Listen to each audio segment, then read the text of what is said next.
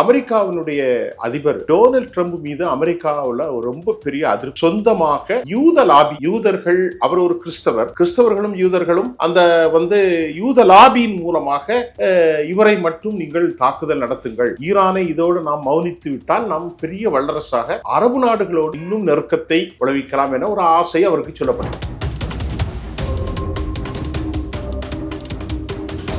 Saudi Arabia ஒரு முஸ்லிம் நாடு, துபை ஒரு முஸ்லிம் நாடு. ஆனால் அவர்கள் என்னவென்றால் சுன்னா முஸ்லிம்கள், ஷியா முஸ்லிம்கள் ரொம்ப கம்மி தான் இருக்காங்க, வெறும் 10%. அவங்க தான் ஈரான்ல இருக்கு. ஏற்கனவே சவுதிக்கு ஈரான் மீது கடுமையான கோபம், இவனை எப்படியாவது வளர விடக்கூடாது. பெர்சியன்ஸ், ஆரிய சமூகத்தை சார்ந்த அவர்கள் முஸ்லிம்கள் தான், இவர்கள் அரபிகள், ஆனால் அவர்கள் ஆரியன், அவர்கள் நல்ல அறிவாளி. சொன்னீங்கன்னா அந்த நாட்டில் இன்னைக்கு அமெரிக்கா திணறுகிற காரணம் ஒன்று நான் உங்களுக்கு சொல்றேன்.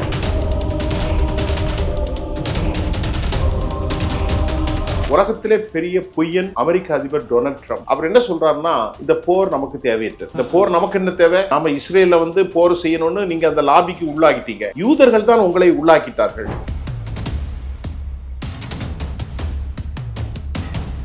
இந்த போருக்கு காரணமே அதுதான். இப்பொழுது அவர்கள் வெறியாகிவிட்டார். பயங்கரமான தாக்குதல்களை தொடர்ந்து நடத்தி இன்றைக்கு காசா எப்படி போர் மண்டலமாக மாறி உருக்குலைந்து போனதோ அதைவிட மோசமாக இஸ்ரேலுடைய தலைநகர் டெல் அவீவ் மக்கள் வாழ தகுதியற்ற இடமாக போட்டு துல்லியமாக 200க்கு மேற்பட்ட ராணுவ வீரர்கள் ஒரே அடியில காலி ஆகி, தற்போது இஸ்ரேலும் அமெரிக்காவும் எதை தின்றால் பித்து தீரும், எப்படியாவது இந்த போரிலிருந்து நாம் வெளியே வந்துடணும்.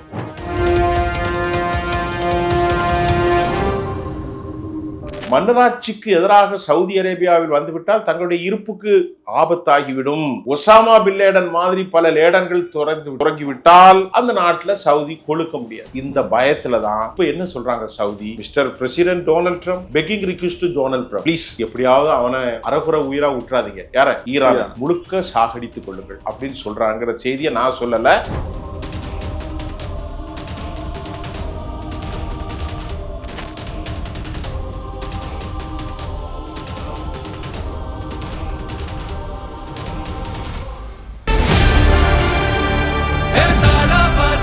மக்களுக்கு நல்லது பண்றதுக்கு அரசியலுக்கு வாங்கடா, கொள்ளை அடிக்கிறது கொலை பண்றதுக்கு அரசியலுக்கு.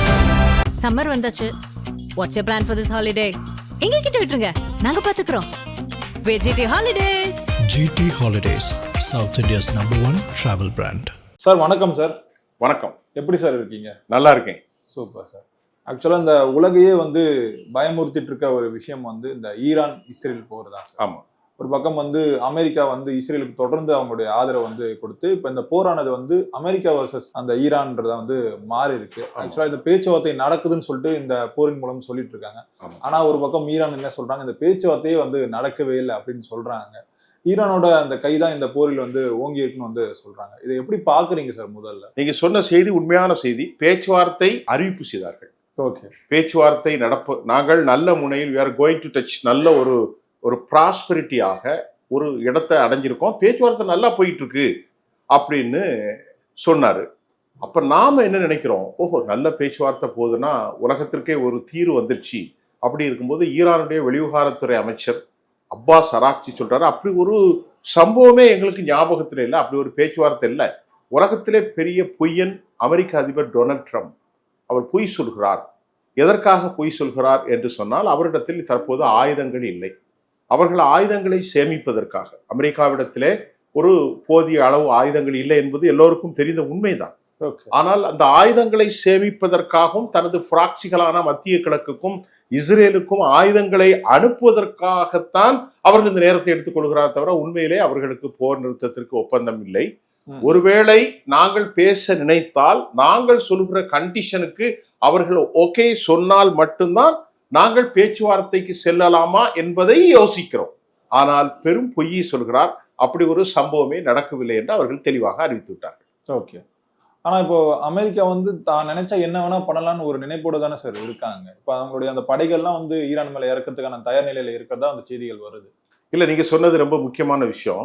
அமெரிக்காவினுடைய அதிபர் டொனால்ட் ட்ரம்ப் மீது அமெரிக்காவில் ரொம்ப பெரிய அதிருப்தி. காரணம், சுயாதீனமாக அமெரிக்காவுடைய செனட் சபை இருக்கிறது, காங்கிரஸ் இருக்கிறது, டெமோக்ராட்ஸ் இருக்கு, யாரோடையுமே அவர் ஆலோசனை நடத்தல. சொந்தமாக யூத லாபி, யூதர்கள், அவர் ஒரு கிறிஸ்தவர்களும் யூதர்களும் அந்த வந்து யூத லாபியின் மூலமாக இவரை மட்டும் நீங்கள் தாக்குதல் நடத்துங்கள், ஈரானை இதோடு நாம் மௌனித்து விட்டால் நாம் பெரிய வல்லரசாக அரபு நாடுகளோடு நெருக்கமாக ஆகி இன்னும் நெருக்கத்தை விளைவிக்கலாம் என ஒரு ஆசை அவருக்கு சொல்லப்படும். அந்த ஆசையில கொண்டு இழுத்து விட்டது யார் என்று சொன்னால் இஸ்ரேலுடைய பிரதம மந்திரியாக இருக்கக்கூடிய பெஞ்சமின் நித்தானியாகு அவரை இழுத்து இந்த போரிலே கொண்டு விட்டார். அப்படி என்றால் அவருக்கு ஆலோசனை கொடுத்தவர்கள் 3 பேர். டிஃபென்ஸ் செக்ரட்டரி பீட் ஹெர்ட்ஸ், இஸ்ரேலுடைய அமெரிக்க அம்பாசிடர் மைக் ஹுக்பி மற்றும் வெளிவிவகாரத்துறை அமைச்சர் மார்க்கோ ரூபியோ. இந்த 3 பேருமே தீவிரமான யூத சியோனிச ஆதரவாளர்கள். இது ஆட்சிக்கு வரும்போதே நான் பல விஷயத்தை நியூயார்க் டைம்ஸ்லாம் எடுத்து சொல்லியிருக்கேன். இந்த மாதிரி அவர்கள் ஆதரவாளர்களாக இருக்கிறார்கள், இந்த போர் நடக்கும் என்று சொன்னேன். போன வருஷம் 19ஆம் தேதி அவர் ஆட்சிக்கு வந்தார். இந்த 1 வருடம் தாண்டி இருக்கிறது. அப்படி இருக்கின்ற போது அமெரிக்காவுக்கு ஒரு 3 மாதத்திற்கு முன்பு கடந்த 2020 ஜூலைல டேவிட் கெனட் என்று சொல்லக்கூடிய 3 படைகளினுடைய ஒரு ஜாயிண்ட் கன்வீனியர் அவர் சொன்னாரு, நம்மள்ட்ட ரொம்ப ஆயுதங்கள் கம்மியா இருக்கு மிஸ்டர் பிரசிடென்ட், மொனிசன்ஸ் ரொம்ப கம்மியா இருக்கு. காரணம் என்னவென்று கேட்டால் நம்ம நிறைய உக்ரைனுக்கு கொடுத்துட்டோம், நிறைய காசா போர்ல இஸ்ரேல் கொடுத்துட்டோம், நம்மள்ட்ட ரொம்ப கம்மியா இருக்கு, 1 வாரத்துக்கு தான் இருக்கும்னு சொன்னார். உடனே இவர் வந்து எல்லாரும் அதாவது வால் ஸ்ட்ரீட் ஜேர்னல் அந்த செய்தியை வெளியிட்டாங்க. உடனே இது நடந்து ஒரு மாதத்துக்குள் இவர் சொன்னாரு, பொய் சொல்றீங்க நீங்கெல்லாம், டேவிட் கெனட் அப்படி சொல்லவே இல்லை, அவர் வந்து ஈரானை எப்படி தோற்கடிக்க வேண்டும் என்றுதான் சிந்தனை. டேவிட் கெனட் ஆபீஸ்ல வால் ஸ்ட்ரீட் ஜேர்னல் கேட்டாங்க, நீங்க இப்படி சொன்னீங்களான்னு. அவர் சொன்னாரு, நான் வந்து எங்களுக்கு ரைட் கிடையாது, elected president mister president should have responsibility, he take all efforts whether the country is going to take war or not, அந்த நாடு போரில் இன்வால்வ் ஆகணுமா அவருடைய டிசிஷன் தான், நான் சொல்ல மாட்டேன்னு அவங்க டினை பண்ணிட்டாங்க. அப்ப என்ன நமக்கு முடிவுக்கு வருதுன்னா, அவர்களிடத்தில் போதிய ஆயுதம் இல்லை என்பது முடிவுக்கு வந்துட்டு. Point number 1. பாயிண்ட் நம்பர் 2, நேற்று கடந்த புதன்கிழமை, இன்று புதன்கிழமை, போன புதன்கிழமை காலை இந்த நேரம் ஒரு செய்தி, நான் ஒரு இடத்துல நின்று கொண்டிருக்கிறேன். அந்த எந்த செய்தினா, 11 அமெரிக்க போர்களை முன்னின்று நடத்தி அமெரிக்காவுடைய central institute of investigation agency CIA மிகப்பெரிய பொறுப்பிலும் டொனால்ட் ட்ரம்புக்கு ரொம்ப நெருக்கமான டொனால்ட் ட்ரம்பினுடைய ரிபப்ளிகன் கட்சியினுடைய ஃபாக்ஸ் தொலைக்காட்சியினுடைய பேச்சாளராக இருக்கக்கூடிய ஜோகன் has been resigned. அவர் என்ன சொல்றாருன்னா, இந்த போர் நமக்கு தேவையற்றது, இந்த போர் நமக்கு என்ன தேவை, நாம இஸ்ரேல்ல வந்து போர் செய்யணும்னு நீங்க அந்த லாபிக்கு உள்ளாகிட்டீங்க, யூதர்கள் தான் உங்களை உள்ளாக்கிட்டார்கள், அவர்களிடத்துல அணு ஆயுதமே இல்ல, யார்கிட்ட, ஈரான்கிட்ட இல்ல, வேண்டுமென்றே நீங்க இன்வால்வ் ஆகுறீங்க, இது பொய் அப்படின்ட்டு அவரு பயங்கரம் பண்ணி ரிசைன் பண்ணிட்டாரு. அவரை தொடர்ந்து கெனடி இன்ஸ்டிடியூஷன்ஸ் ஆஃப் யூஎஸ் அதுல இருந்து நிறைய பேர் ரிசைன் பண்ணாங்க. இப்ப அமெரிக்கா இன்வால்வ் ஆகி 23 நாட்கள் ஆகுது. நீங்கள் 24-25 நாட்கள் ஆயிட்டு. அமெரிக்கா என்ன நினைச்சாங்கன்னா, வெனிசுவேலாவில் உள்ள ஆபரேஷன் நடந்துச்சு, நிக்கோலஸ் மதுரா அவரை தூக்கிட்டு போயிட்டாங்க அமெரிக்கா. அதே போன்று இங்கே நாம் இறங்கி ஈரானை காலி செய்துவிட்டு தலைவர்களை கொலை செய்த பின்பு ஈரானில் ஒரு ரிவோல்ட், அதாவது என்ன சொல்றது தமிழ்ல, ஒரு கொந்தளிப்பு ஏற்படும், நம்முடைய படைகளை உள்ளே அனுப்பி காலி செய்து விடலாம் என்று அவர்கள் எளிமையாக நினைத்தார்கள். ஈரான் சொன்னது, ஈரானுடைய பெரியவர் இறந்து போன ஆயத்துல்லா கமேனி அன்றைய காலகட்டத்தில், இது கடந்த சம்பவம், கடந்த மாதம் 28ஆம் தேதி அவர்கள் அமர்ந்து கொண்டு காலையிலே தொழுகை முடித்து பேச்சுவார்த்தை நடத்துகிறார்கள். ஏனென்றால் அமெரிக்கா சொன்னது கடைசி பேச்சுவார்த்தை சுவிட்சர்லாந்தில் நடத்துகிறோம், இந்த மாதம் 2ஆம் தேதி சொன்னாங்க. இப்ப இன்னைக்கு டேட் 25 நினைக்கிறேன். ஆனால் பேச வைத்து நம்ப வைத்து கழுத்தை அரித்து 48 பேரை டெல் அவீவிலிருந்து படைகளை திரட்டி அவர்கள் கொலை செய்து விட்டார்கள். யார? பெரியவர் இமாம் சையத் அலி காமினியும் ஏராளமான பேர்களையும் கொலை செய்து விட்டார்கள். இந்த போருக்கு காரணமே அதுதான். இப்பொழுது அவர்கள் வெறியாகி விட்டார்கள். பயங்கரமான தாக்குதல்களை தொடர்ந்து நடத்தி இன்றைக்கு காசா எப்படி போர் மண்டலமாக மாறி உருக்குலைந்து போனதோ அதைவிட மோசமாக இஸ்ரேலுடைய தலைநகர் டெல் அவீவ் மக்கள் வாழ தகுதியற்ற இடமாக, டெல் அவீவ் என்று சொன்னால் இஸ்ரேலுடைய தலைநகர் டெல் அவீவ், இஸ்ரேலுடைய துறைமுக நகர் ஹைஃபா, அஸ்கலான், கிரியாட் சமோனா, இன்னும் நிறைய பகுதிகள், வடக்கு கோலான் பகுதிகள், தெற்கு இஸ்ரேல்ல நேற்று பார்த்தீங்கன்னா நீங்க பயங்கரமான ஒரு ஆபத்தான தாக்குதல், நெகோவட் டெசர்ட்ஸை ஒட்டி இருக்கக்கூடிய டிமோனா டிமோனா என்பது அந்த நாட்டில் இருக்கக்கூடிய அணு ஆயுத தளங்கள், ரீசர்ச் சென்டர், இதையும் குறிவைத்து தாக்கிட்டாங்க.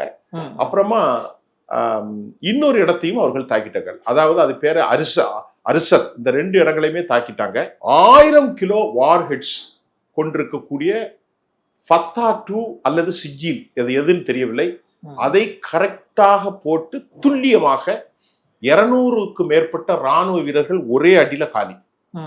ஆகிய தற்போது இஸ்ரேலும் அமெரிக்காவும் எதை தின்றால் பித்து தீரும், எப்படியாவது இந்த போரிலிருந்து நாம் வெளியே வந்துடணும். ஹெர்மூஸ் வளைகுடாவில் மிகப்பெரிய அளவிலே பிரச்சனை வந்துவிட்டது. ஆகவே உலகம் முழுவதும் பெரும் பதட்டத்தில், இப்ப இந்தியா போன்ற நாடுகளிலே நீங்கள் பாருங்கள், பெரும் பிரச்சனை ஆயிட்டது. அப்படி ஒரு பிரச்சனைகளிலே நாம் சிக்கப்பட்டு கொண்டு கூடாது என்று அமெரிக்கா இந்த போரை எப்படியாவது கையை கழுவி வெளியே வந்துடலாம் அப்படின்னு அவங்க ட்ரை பண்ணாங்க. But impossible. அதற்கு காரணம் என்னவென்று நீங்கள் கேட்டால் அதற்கான பதிலை நான் சொல்வேன். சொல்லுங்க சார். ஆனா ஆக்சுவலா இப்போ சவுதி அரேபியா அமெரிக்காவுக்கு ஒரு அழுத்தம் கொடுத்துட்டு இருக்காங்க சார். இந்த போரை கைவிட்டுறாதீங்க, தொடர்ந்து நடத்துங்க, நாங்க எங்களுடைய ஆதரவு கொடுக்குறோம். சவுதி அரேபியாவும் அப்புறம் கத்தாரும் அழுத்தம் கொடுக்கறதா கேள்விப்படுறோம். நீங்க சொன்னது ரொம்ப ரொம்ப முக்கியமான விஷயம் சார். சவுதி அரேபியா ஒரு முஸ்லீம் நாடு, துபை ஒரு முஸ்லீம் நாடு. ஆனால் அவர்கள் என்னவென்றால் சுன்னா முஸ்லீம்கள். முஸ்லீம்களில் 2 பிரிவு இருக்கிறார்கள். அதை நம்முடைய நேயர்களுக்கு விஷல் மூலம் தெரிவிக்கிறோம். ஒன்று சுன்னா, இந்தியாவில் இருக்கக்கூடிய முஸ்லீம்கள்லாம் நபிகள் நாயகத்துடைய அந்த வழியை பின்பற்றவர்கள் சுன்னா முஸ்லீம்கள். அதை போன்று சியா முஸ்லீம்கள் ரொம்ப கம்மி தான் இருக்காங்க, வெறும் 10% தான். அவங்க தான் ஈரான்ல இருக்காங்க. ஏற்கனவே சவுதிக்கு ஈரான் மீது கடுமையான கோபம், இவனை எப்படியாவது வளர விடக்கூடாது. ஆனால் கடந்த 47 வருஷமா கடுமையான வளர்ச்சி கண்டது யாரு? ஈரான். அவர்கள் நாட்டில் வறுமை, ஆனால் அவர்கள் ஆயுதங்களை சேர்ப்பதிலும் ரீசர்ச்சிலும் பெர்சியன்ஸ், ஆரிய சமூகத்தை சார்ந்த அவர்கள் முஸ்லிம்கள் தான். இவர்கள் அரபிகள், ஆனால் அவர்கள் ஆரியன்ஸ். அவர்கள் நல்ல அறிவாளிகள். அவர்களுக்கு ரொம்ப உதவி செஞ்சது வடகொரியா, அதே போன்று ரஷ்யா, சீனா. நல்ல டெக்னாலஜி. நீங்க சொன்னீங்கன்னா அந்த நாட்டில் இன்னைக்கு அமெரிக்கா திணறுகிற காரணம் ஒன்று நான் உங்களுக்கு சொல்றேன். மிக முக்கியமா பார்த்தா அந்த நாட்டினுடைய மலைகளும் காடுகளும் கடல்களும் டெசர்ட்டும் சமவெளிகளும் ஒரு பெரிய நாடு சார். அது நிக்கோலஸ் மதுராவை மாதிரி தாக்கிட முடியாது. அதனால மலைகளுக்கு கீழே இருக்கக்கூடிய டெனால் இருக்கு பாருங்க, அதுக்கு தமிழ்ல பேர் சுரங்க பாதைகள். இதை வடிவமைத்தது யார் என்றால், இந்த டிசைன் எல்லாமே the manufacture was being made by north கொரியாவுடைய அறிவுல சுரங்கத்தை அவர்கள் அமைத்துக் கொண்டார்கள். அமெரிக்காவில் இருக்கக்கூடிய உச்சபட்சமான பங்கர் பஸ்டர் B2 பாம்பர்ஸ், இதன் மூலமாக அவர்கள் குண்டை போட்டால் அங்கே 200 அடி மட்டும்தான் பிளாஸ்ட் ஆகும். ஆனால் இவர்கள் நிலக்கீழே 500 அடிக்கு கீழ் வைத்திருக்கிறார்கள்.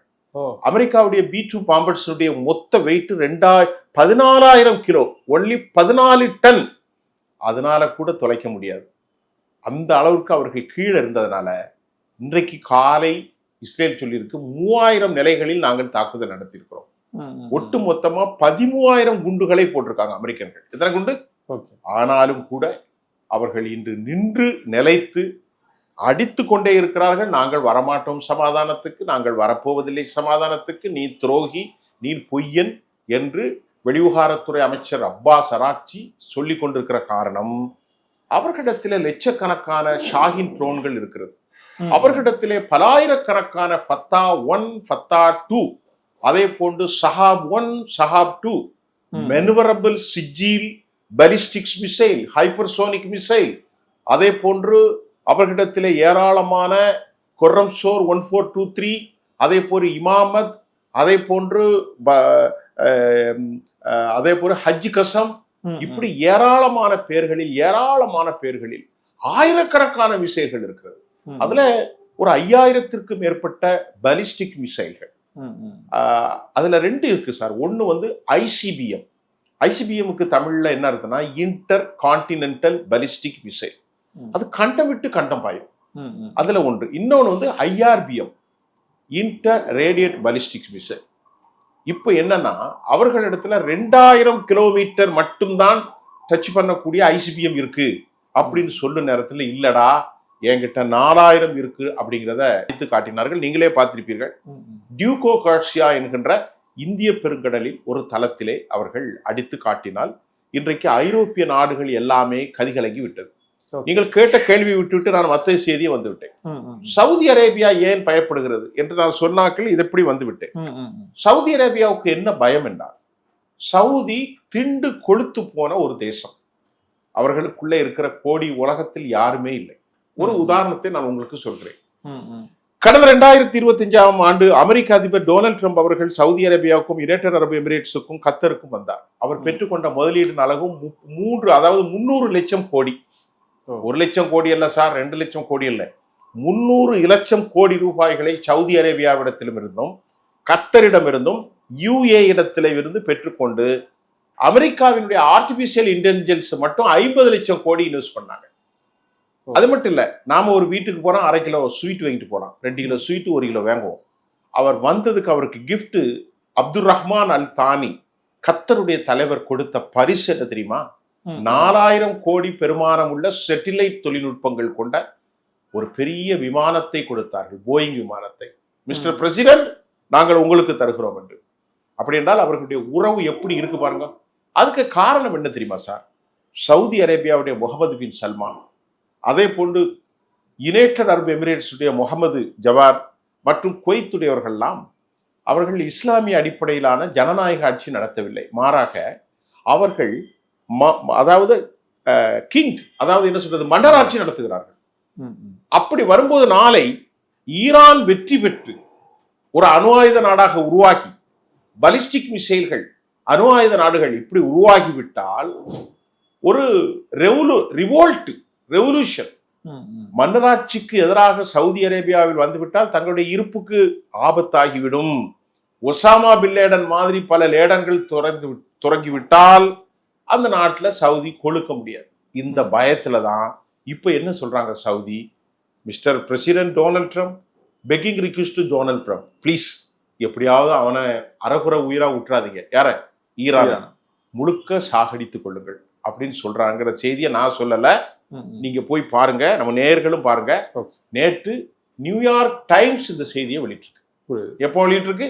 நேற்று காலை 10 மணிக்கு நியூயார்க் டைம்ஸ் வெளியான செய்தியில் சவுதி பதபதைப்பு, அதை நான் தமிழ்ல சொல்றேன், என்னுடைய ஸ்டைல்ல சொல்றேன்.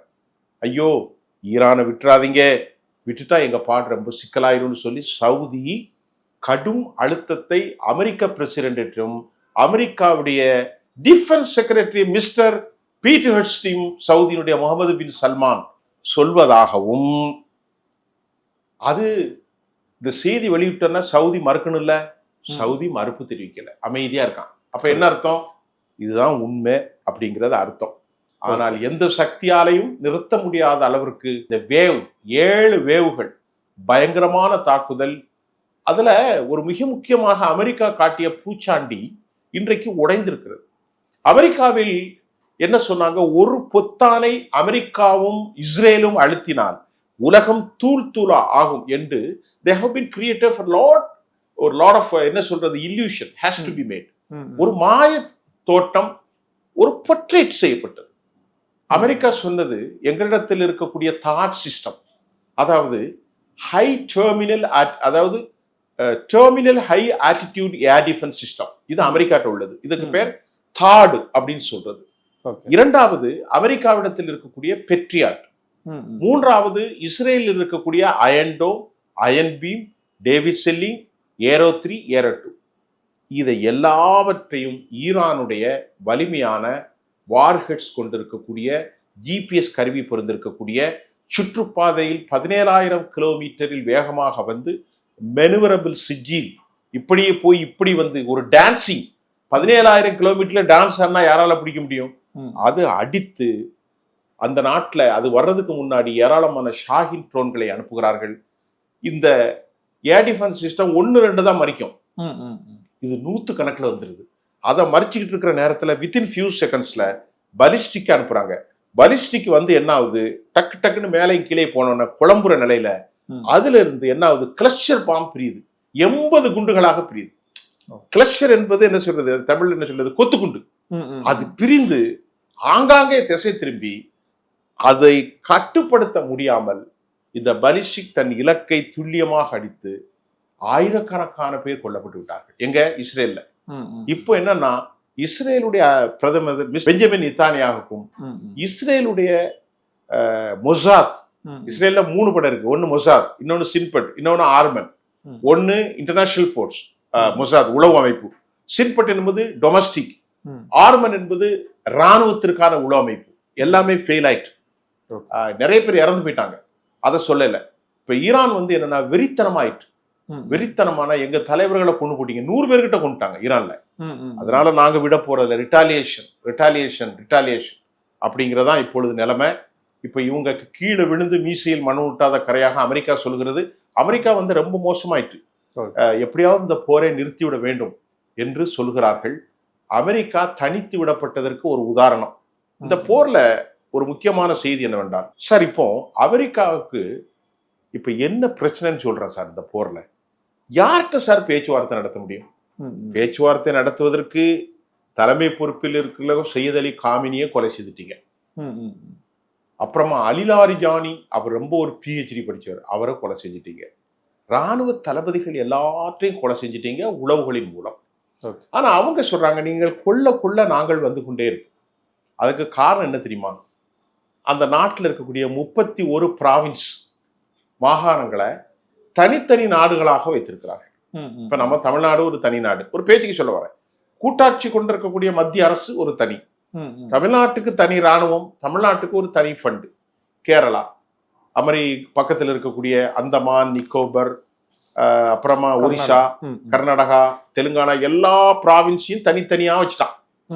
அப்ப என்ன நடக்குன்னா, அவனுக்கு தனி பினான்ஸ் இருக்கு, அவனுக்கு தனி ஆர்டர் போகும்போது தலைமை இறந்து போனாலும் அதை ஒரு செய்தியாக கேட்டுக்கொண்டு அவர்கள் பணியை அப்படியே தொடர்ந்து அடிக்க ஆரம்பிக்கிறார்கள். அடுத்து 2வது அமெரிக்காவுக்கு பிளஸ் நம்பர் 1. 2வது, மக்கள் யாரும் புரட்சிக்கு வரவில்லை. இவர்கள் எதிர்பார்த்தது மக்கள் வெளியே வருவார்கள். they must கண்டிப்பா should come, வெளியே வரணும், வருவார்கள் என்று நம்பினார்கள். ஆனால் அவர்கள் நேற்று கூட 450 பேரை கைது செஞ்சுட்டாங்க, 20-30 பேரை கொலை செஞ்சு போட்டாங்க. எல்லாரும் உளவாளிகள். ஏன்னு கேட்டனா, ஈரான்ல இருக்கக்கூடிய பெரிய டிராபேக் என்ன தெரியுமா? ஈரானில் இருக்கக்கூடிய அரச தலைவர்களுக்கு கோடிக்கணக்கான பணத்தை கொடுத்து அமெரிக்காவுடைய சிஐயும் மொசாத்தும் தங்களின் ஆட்களாக மாற்றியதன் விளைவுதான் ஹசன் நஸ்ருல்லா போன்ற தலைவர்கள் ஹிஸ்புல்லாவில் இருந்தும், அலி கராரி போன்ற தலைவர்கள், யஹ்யா சின்வர் போன்ற தலைவர்கள், தைபு போன்றவர்கள், ஃபாத் ஷுக்கூர் போன்றவர்கள், அதே மாதிரி இங்கே அலிலாரிஜானி போன்றவர்கள், கமினி போன்றவர்கள் கொல்லப்பட்டதற்கு காரணம் உள்ளே இருந்து காட்டி கொடுத்தவர்கள் தான். இது ரொம்ப முக்கியமான செய்தி. இது அமெரிக்காவுக்கு பிளஸ் பாயிண்ட். அமெரிக்கா ஆயுதங்களுக்கு சமமான ஆயுதங்கள் உலகத்துல எதுவுமே கிடையாது சார். அமெரிக்காவுடைய, நீங்க ஒரு விஷயத்த சொல்றேன் பிரதர், அமெரிக்காவில் இருந்து வந்த ஆப்ரஹாம் லிங்கன் எங்கே வரும்போது செய்தி சொன்னாங்க, ஐயோ அமெரிக்காவுடைய ஆப்ரஹாம் லிங்கன் வருது, அவ்வளவு பேரும் காலி. 50,000 பேர் இருந்தாங்க அமெரிக்கா ஆப்ரஹாம் லிங்கன்ல. ஏர் டிஃபென்ஸ் சிஸ்டம் இருந்துச்சு, எலக்ட்ரானிக் வார்ஃபேர் இருந்துச்சு, அது மட்டும் இல்லாம ரெடார் சிஸ்டம் இருந்துச்சு. இப்போ அந்த கப்பலே காணோம். 90 வருஷம் அணு நிலைகளில் எரியக்கூடியதாக பயன்படுத்தப்பட்ட அந்த கப்பல் ஹஸ் கான். யுஎஸ்எஸ், அவன் அனுப்பின கப்பலை பாருங்க, நல்லா பாருங்க முன்னேற்க. USS Abraham Lincoln, USS Gerald R Ford, USS Carl Vinson, USS Harry Truman, USS Vinson Carl Vinson, USS Santo, எக்ஸெட், இன்னும் நிறைய இருக்கு. அதை சொல்லிட்டே இருக்க முடியாது, எனக்கு எல்லா பேரும் தெரியும், சொல்ல வேண்டியது இல்லை. எல்லா கப்பல்லாம் போயிட்டு யாருமே இங்க இல்லை. இப்போ அமெரிக்கா என்ன 8,000 வீரர்களை அனுப்பியிருக்கிறார்கள் அல்லது வந்து கொண்டிருக்கிறார்கள். கடைசி முயற்சியா அமெரிக்கா கர்கு தீவுன்னு ஒரு இடம் இருக்கு, அது மொத்தம் 5,000 ஏக்கர். அதுல ஸ்பெஷல் படை டெல்டா ஃபோர்ஸை உள்ள இறக்கி சண்டை பிடிக்கிறது 1. 2வது ஹெர்முஸ் வளைகுடா, அதுலதான் நம்ம இந்தியாவுக்குள்ளாம் சரக்கு வரணும், அதுக்குள்ளும் படைகளை எடுத்து சண்டை போட ரெடியா இருக்காங்க 2. 3வது நாட்டிற்குள் அமெரிக்கன் ஃபோர்ஸ் உள்ள அனுப்ப போறாங்க, incursion inside the territory of Iran. ஆனா சர்வதேசத்தில் இருந்து செய்தி கிடைக்கிறது, அவர்களுக்குள் இவர்களை தாக்கு பிடிக்க பெரிய IRGC இருக்கு, இஸ்லாமிக் ரெவல்யூஷனரி கார்டன் கார்ப்ஸ், பாய் நம்பர் 1.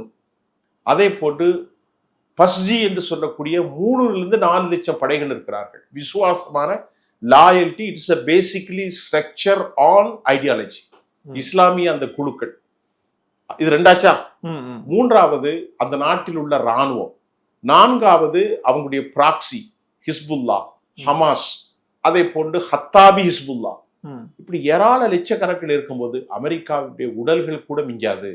அதனால அமெரிக்க ராணுவம் உள்ளே செல்வதற்கு யோசித்து கொண்டு நிற்கும் நிலையில் ம், ம். ஈரான் ஃபைனலா ஒரு கண்டிஷன் போட்டாங்க. நேட்டோ படைகள் உங்களுக்கு தெரியும் யாரு, ஐரோப்பியர்கள், அவர்கள் கூட இப்பொழுது இவரோடு இல்லை. இங்கிலாந்து நேற்று அறிவிச்சு டியூகோ கார்சியா நீ பயன்படுத்தக்கூடாது. அதே போன்று சைப்ரஸ்ல இருக்கக்கூடிய இங்கிலாந்துக்கு சொந்தமான தளம், அந்த தளத்தின் பேர் அராக்ச்.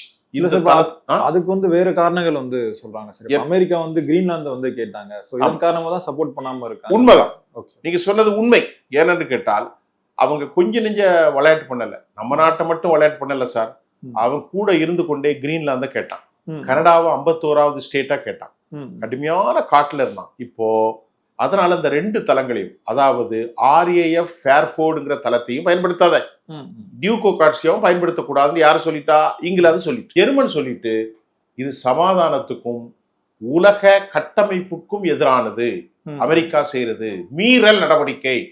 இப்ப சொல்லுங்க, அமெரிக்காவுடைய கூட்டாளிகளான ஜெர்மன், இம்மானுவேல் மேக்ரான் பிரான்ஸ், யான் கியாமர் இங்கிலாந்து, எல்லாருமே அமெரிக்காவை கைவிட்டு விட்டார்கள். ஐரோப்பிய யூனியன் கைவிடப்பட்டது. இந்த பக்கத்துல மட்டும் சொல்லி முடிச்சிடறேன். மத்திய கிழக்கில் எல்லாமே அடி வாங்கி துண்டை காணும் துணியை காணும் என்ற நிலையில் அமெரிக்காவுடைய தளங்கள் எல்லாம் காலி. உள்ளே இறங்கினால் இன்னும் உன்னுடைய கட்டடங்களை, உன்னுடைய கட்டமைப்புகளை, டீசால்டினேஷன் பிளான் எல்லாத்தையும் காலி செஞ்சிருவேன் அப்படின்னு சொல்லிட்டான். இப்ப அமெரிக்கா செய்வதறியாது மிரட்டி கொண்டிருக்கிறது. எந்த மிரட்டலுக்கும் நாங்கள் தயார் என்பதான் இந்த நிலை. உலக போக்கில் ரொம்ப கவலை. ரஷ்யாவும் சீனாவும் வேடிக்கை பார்த்து கொண்டு மட்டுமல்ல, திட்டங்களை உளவு அமைப்புகளின் மூலம் துல்லியமாக செய்மதி படத்தின் மூலம் விஷயத்தை கொடுத்துட்றாங்க. யாருக்கு? ஈரானுக்கு. இந்த இடத்துல 10 பேர் நிற்கிறான், அவன் அடுக்கி காலி பண்ணிடுறான். இந்த தொழில்நுட்பம் ரஷ்யாட்டையும் அவன்கிட்ட தான் இருக்கு. ஏன்னா இவன்கிட்ட 120 சேட்டலைட் இருக்கு. யார்கிட்ட? சீனாட்ட. அவன்கிட்ட 150 170 இருக்கும். யார்கிட்ட? ரஷ்யாட்ட. அது என்கிட்ட தரவு இல்லை. இவன்கிட்ட ஒரே ஒரு சேட்டலைட். அதனால இந்த பில்டிங் அடி, இந்த இடத்த அடி என்று தெளிவா சொல்றாங்க. அமெரிக்கக்காரர்கள் கேட்டார்கள், ஏனப்பா இப்படி போய் சொல்லி கொடுக்குறாரு. அதுக்கு ரஷ்யா சொன்னது, உக்ரைன் போர்ல நீ எனக்கு செஞ்ச துரோகம் இதுதான், நானும் செய்வேன். அப்ப இவங்கள்ட்ட கேட்டாங்க சீனாட்ட. சீனா சொன்னாங்க, we should have a right to protect Iranian territory because this is so called the sovereign. இறையாண்மை கொண்ட ஒரு நாட்டினுடைய சாவரின் கொண்ட ஒரு தேசத்தை பாதுகாப்பது எங்களுக்கான பொறுப்பு. அதோட நிறுத்திக்கிட்டாங்க. இப்போ சொல்லுங்க, இதுதான் தற்போதைய நிலை. ஓகே சார், நிறைய விஷயங்கள் வந்து சொல்லியிருக்கீங்க சார். ஆக்சுவலாக இவ்வளோ டீட்டெயில்டாக வந்து யாரும் சொல்லியிருக்க மாட்டாங்க. நிறைய டீட்டெயில்டாக சொல்லியிருக்கீங்க சார். நேரம் கொடுத்ததுக்கு ரொம்ப நன்றிகள் சார். நீங்கள் என்ன அழைச்சதுக்கு, என்ன நான் பேசுனதை விட உங்கள் கண்ணியமிக்க இந்த தொலைக்காட்சியில், இந்த யூடியூப்ல அழைத்ததுக்கு நான் ரொம்ப நன்றி.